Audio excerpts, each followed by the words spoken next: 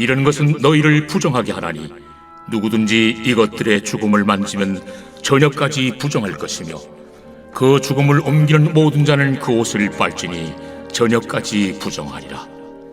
굽이 갈라진 모든 짐승 중에 쪽발이 아닌 것이나 새김질 아니하는 것의 죽음은 다 내게 부정하니 만지는 자는 부정할 것이요 네 발로 다니는 모든 짐승 중 발바닥으로 다니는 것은 다 내게 부정하니 그 죽음을 만지는 자는 저녁까지 부정할 것이며 그 죽음을 옮기는 자는 그 옷을 빨지니 저녁까지 부정하리라.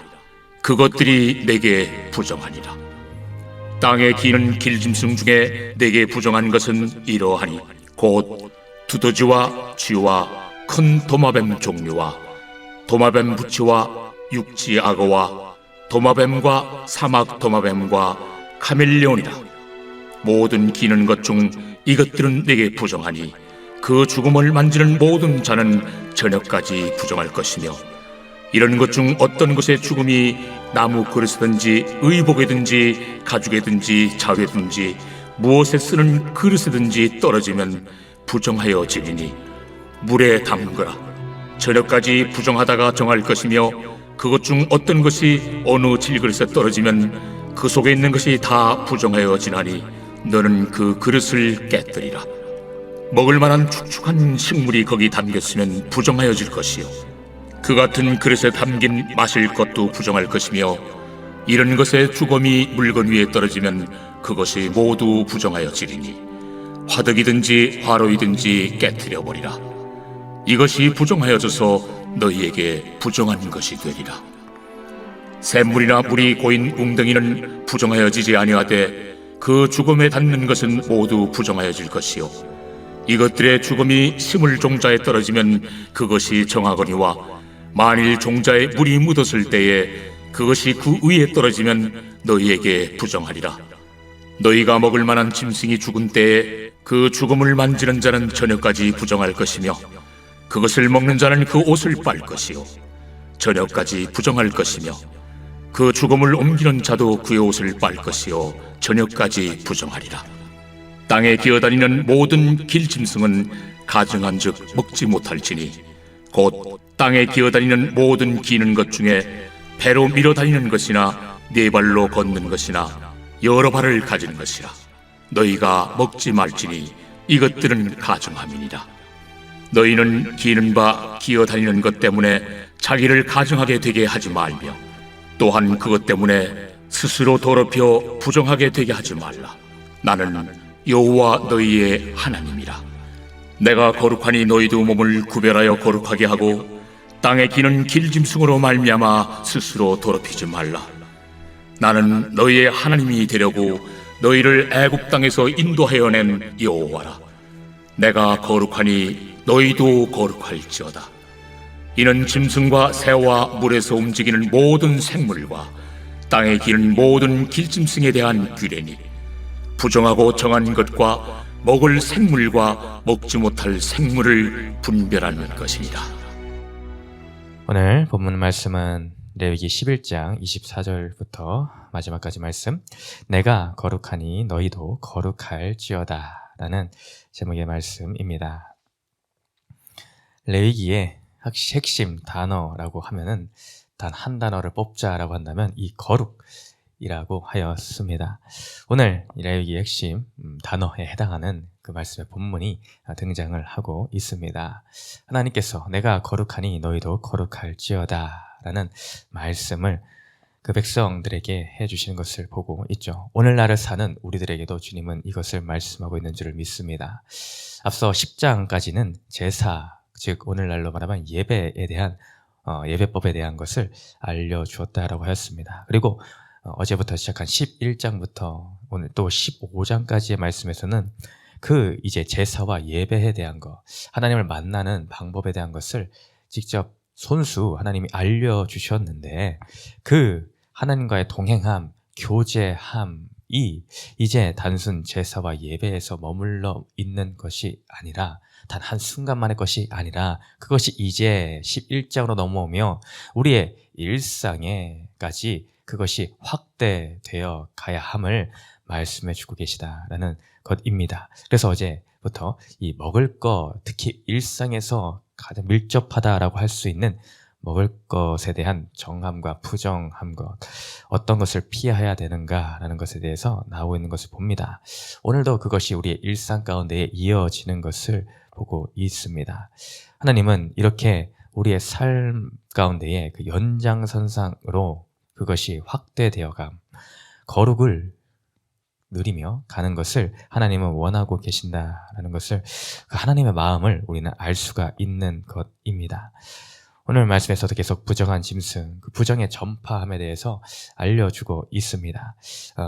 여러 가지 복잡한 내용들이 많이 있는데 이것이 표면 있는 그대로, 문자적 그대로를 그대로 100%를 오늘날의 일상 가운데에 옮길 필요는 없다라고 하였습니다. 그 안에 있는 하나님의 그 마음, 자신의 백성들에게 요구하시는 그 하나님의 마음, 내가 택한 너희가 이제는 나의 자녀로서 이러한 삶을 살아야 되겠다라는 그 마음과 그 정신, 그것이 가장 중요하다라고 하였습니다.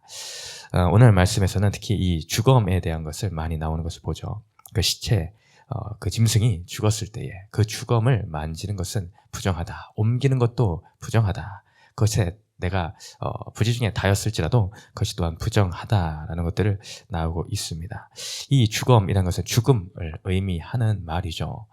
왜 이 시체를 만졌을 때 이 부정할까? 단순히 이 뭐 부패되어서 더럽기 때문에, 표면적인 그 더러움 때문에 부정하다고 할까? 그렇기보다 그 안에 있는 영적인 의미가 있는 것이죠. 죽음이 무엇입니까? 죽음의 출발지가 어디입니까? 왜, 무엇 때문에, 어디서 죽음이 왔습니까? 이것을 생각을 해야 됩니다. 사람이 죽음의 선포를 하나님으로부터 받게 된 것은 아담의 시점입니다. 아주 초기로 올라가죠. 네, 아담의 시점에 이미 그 죽음에 대한 선언을 듣고 말았습니다. 왜 죽음이라는 것이 찾아오게 되었습니까? 그 시작은 죄입니다. 죄. 아담이 범죄함으로 말미암아 결국에는 영생에 할 수 있는 그 신분에서 이제 하나님과 단절되었다라는, 관역으로부터 벗어난, 하나님의 뜻에서 벗어난 죄인의 신분이 되고 말았습니다. 원수의 지간이 되었다라는 것이죠. 이 죄로 말미암은 그 결과, 나의 죄인됨에 가장 드러나는 표면적인 것이 바로 죽음입니다. 사람은 누구나 죽음을 맞이합니다. 그것이 반문에 보면, 바꾸어 말하면 인간은 모두 죄인이구나 라는 결론에 도달할 수밖에 없다라는 것이죠. 결국 이 죽음은 죄로 인한 사망을 초래한 것으로 죄를 상징한다라고 볼 수가 있죠. 그러니 거룩의 반대라 할 수 있습니다. 거룩하신 하나님, 죄가 하나도 없으신 그 분과 이 죄는 함께할 수 없는 부분입니다. 죄 있는 채로 그 누구도 하나님 앞에 나아갈 수가 없는 것이죠. 그러니 이 죽음을 만지는 그것은 부정 중에 가장 부정이라 할 수가 있다. 죄의 상징이라 할 수 있다라는 것이죠. 이 죽음을 그래서 부정하게 하는 요소의 큰 부분으로 오늘 다루고 있는 것을 보게 됩니다. 또한 그것이 전파가 된다라는 것이죠. 그 죽음, 이 두 번째 단락에서 핵심적으로 이제 전파됨에 대해서 나오고 있는데, 그것이 어떤 그릇에 담기어도 그것이, 그 부정이 전파되어서 그 그릇까지도 부정하게 된다. 그러니 물에 닿고 또한 질그릇 같은 경우는 깨뜨려 버려라라고 합니다. 그 부정이 어딘가 묻었을 때에 그것이 전파되는 것인데, 우리는 이 말씀을 통하여 오늘날 우리는 살아가는 크리스천 신자들로서, 거룩을 지켜가야 될 사람들로서 이처럼 우리는 이 부정에 대해서, 이 죄에 대해서 민감하게, 예민하게 반응해야 될 필요가 있다라는 것입니다. 우리는 이 죄에 대해서의 타협점이 있어서는 안 됩니다. 그 죄에 대해서는 그 무엇보다, 그 어떤 것보다 예민해야 된다라는 것이죠. 이 성격, 어떤 이 예민한 성격을 가지신 분들이 있지는 않습니까? 작은 것에 날카로워서 극히 심하게 반응을 하는 것이 있는데, 그런 어떤 것보다 오늘 이 죄에 대해서 우리는 이러한 성품이 되어야 됩니다. 이런 영적인 깨어있음이 있어야 된다라는 것이죠. 둔하여서 어떤 죄가 나에게 찾아왔을 때, 묻었을 때에 지극히 작다 여겨 그냥 무시하고 지나가는 것이 아니라 뭐 김치국물 한 방울 내 옷에 떨어져서 그것을 그냥 무시하고 넘어가는 그런 정도의 수준이 아니라 이 죄만큼에 있어서는 지극히 작은 티끌과 같은 것 하나조차도 우리는 민감하여서 씻고 물로 닦고 깨뜨리는 그러한 적용을 해야 된다라는 것입니다. 이 그릇이 아까워서 깨지 못하고 또 사용해야 되겠다라고 하는 것이 아니라 이 죄에 가깝게 하는 어떤 요소가 있다라고 하면 아까움 없이 가차 없이 우리는 결연한 결단을 가지고 깨뜨리는 적용에까지 나아가야 됩니다. 우리는 이렇게까지 치열하게 정결과 거룩을 위한 싸움을, 영적인 전쟁을 날마다 해야 될 필요성이 있다는 것입니다. 새청 예배 때 이런 것들로 나눴습니다. 죄에 대한 부분을 나누며 이런 말을 하였습니다. 하나님께서는 죄의 크고 작음에 관심이 있으실까라는 것입니다. 죄의 크고 작음의 개념이 어디에서 출발을 했습니까? 이것은 어떻게 보면 사람이 정한 기준입니다. 죄의 크고 작음, 경중을 말하는 것이죠. 우리는 죄가 가벼울 때에는 가벼운 처벌을 이 땅 가운데서 합니다. 그 비례하여서 큰 죄를 지었을 때에는 징역 10년, 20년, 무기징역까지 때리는 것을 봅니다. 그것이 공평하다라고 반응을 하는 것이 우리의 입장이죠. 근데 과연 내가 생각하는 크고 작은 기준의 그 죄를 하나님 앞으로 가져갔을 때는 어떻게 적용되겠느냐라는 것입니다. 하나님도 나의 그 크고 작음에 따라서 나에게 물으실까라는 것입니다. 생각해보면 어떤 것 같습니까? 그렇지 않을 것 같지 않습니까? 인간의 기준에 이 땅 가운데 사는 죄의 형벌의 그 책임은 하나님의 기준과는 너무나 동떨어져 있을 수가 있습니다. 이 땅에서 나타나는 죄라고 단죄하는 것들은 어떻게 보면 내 안에 있는 죄의 결과론적인 모습입니다. 죄의 결과, 우리는 이런저런 모양의 사람을 죽이기도 하고, 사람을 못 살게 굴기도 하고, 미워하기도 하고, 시기하기도 하고, 질투하기도 합니다. 이것은 죄의 결과로 나오는 하나의 현상입니다. 우리는 현상을 가지고 사람들의 잘잘못을 평가하며 정죄를 할 때가 너무나 많이 있죠. 그리고 내 죄가 크다, 내 죄는 작다 라고 하며 이렇게 판단을 합니다. 근데 그것이 하나님 앞에서는 똑같은 죄다라는 것입니다. 죄인된 모습으로 보일 뿐입니다. 하나님은 결코 내 죄가 작다 하여 십자가에 앉으시고 내 죄가 크기 때문에 십자가에 지고 이런 것이 아닙니다. 하나님 앞에서는 내가 작다 여기는 그 죄 때문에도 하나님은 그 예수 그리스도를 십자가에 못 박으실 수밖에 없었습니다. 내 죄 크고 작음의 문제가 아니더라, 내가 생각하는 그 기준의 문제가 아니더라 라는 것입니다. 그러니 어떻습니까? 지극히 작다 여기는 그 하나조차도 우리는 철저하게 하나님 앞에서 거룩으로 죄사함을, 예수의 피로 죄사함을 받아야 되더라 라는 것입니다. 그러니 우리는 철저하게 작다 무시하며 경히 여기는 것들을 버려야 됩니다. 죄는 그 모양이라도 버려야 되는 것이 그러므로 우리의 크리스찬의 본분이다 라는 것이죠. 오늘 말씀의 핵심 구절은 44절, 45절이라 할 수가 있습니다. 우리 44, 45절을 한번 다시 같이 읽어보도록 하겠습니다. 시작. 나는 여호와 너희의 하나님이라. 내가 거룩하니 너희도 몸을 구별하여 거룩하게 하고 땅에 기는 길짐수로 말미암아 스스로 더럽히지 말라. 나는 너희 하나님이 되려고 너희를 애굽 땅에서 인도하여 낸 여호와라. 내가 거룩하니 너희도 거룩할지어다. 아멘. 여기서 하나님은 나는 여호와 너희의 하나님이다 라고 분명히 말씀하십니다. 우리 하나님은 너희의, 바로 나의, 오늘 사는 나의 하나님이 되십니다.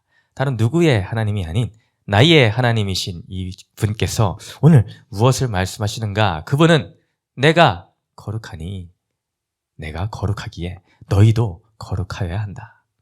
내가 거룩하니 너희가 거룩해야 된다. 이것을 말씀하십니다. 너희 몸을 구별하여 거룩하게 하고 스스로를 더럽히지 말라라고 하십니다. 하나님이 원하신 것은 구별입니다. 그러므로 45절에서 다시 한번 이렇게 말씀하시죠. 나는 너희 하나님이 되려고, 하나님이 되시기 위하여 너희를 애굽 땅에서 인도하여 낸 여호와다. 하나님이 되시기 위해 하신 일이 무엇입니까? 애굽 땅에서 너희를 건져낸 것이다. 이것이 구별입니다. 애굽 땅에서 너희를 구별하여 이끌어내었다. 그 삶을 원하십니다. 우리가 세상 가운데, 애굽이라는 세상 가운데서 그냥 죽음을 맞이할 수밖에 없는 그런 존재들이었는데, 하나님은 그 죄 가운데, 그 더러운 죄 가운데 있는 그 백성의 모습을 보시고 가만두지 못하셔서, 두고 볼 수가 없으셔서, 내가 너희의 하나님이 되어야 되기 위해 너희를 그 애굽의 세상 가운데서, 죄 가운데서, 사망 가운데서 건져내었다. 그렇게 구별을 시켰다. 너희는 이제 옛 모습을 벗어 버리고 이제 나의 언약의 백성이 되었으니 너희도 거룩한 인생으로 가기를 바란다. 라는 것이 우리 하나님의 크신 마음입니다. 우리의 삶이 주님 하나님께서 원하시는 이런 삶이 되어야 되겠습니다. 우리는 참 이 크리스찬으로서 마치 레위기의 10장까지의 모습에 많이 머물러 있지는 않습니까? 우리 신앙생활이 오래되면 될수록 어떤 이 매너리즘에 빠질 때가 많이 있습니다. 이 10장의 제사와 제사법, 예배법 안에서만 머물러 있고 그것이 11장 이후로 얼마나 잘 넘어가고 있습니까? 이것은 이렇게 말할 수 있겠습니다. 이 예배당, 오늘 지금 모여있는 이 예배당에서 머무르는 신앙인인가? 아니면 그것을 넘어가는 11장으로 넘어가는 이 예배당 문 밖으로까지 전파되는, 확장되는 그런 예배자의 삶이 되고 있는가?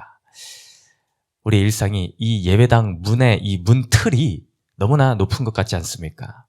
이 문틀이 너무나 높아서 이 안에서는 예배자인 것 같은데, 하나님을 너무나 사랑하는 사람 같은데, 이 문틀이 너무나 높아 예배자의 모습을 가지고 이 땅 가운데로 넘어가지 못하고 있는 모습이 너무나 많이 있지는 않습니까? 너무나 제한된 거룩의 치장으로만 살고 있지는 않습니까? 우리는 일상의 구석구석에 오늘 이 말씀들을 통하여 주님은 일상의 구석구석에 당신의 모습 그대로 거룩의 모습으로 내가 이끌어낸 그 백성의 그 모습으로 나아가기를 소망하고 계시는구나. 의식주의 구별, 나의 생각의 구별, 몸의 구별, 행동의 구별을 통하여 우리는 날마다 거룩하신 하나님을 닮아가는 우리 세계비전 공동체가 될 줄을 믿습니다. 그렇게 되시기를 축원드립니다. 오늘 우리 한 장 넘겨서 세 번째 적용 질문하고 마치겠습니다. 시작. 내가 구원받은 이유가 말씀을 통해 내 속에 더럽고 가증한 것을 끊어내므로 날마다 더 거룩해져서 주님을 닮아가기 위함인 것을 믿습니까? 아멘.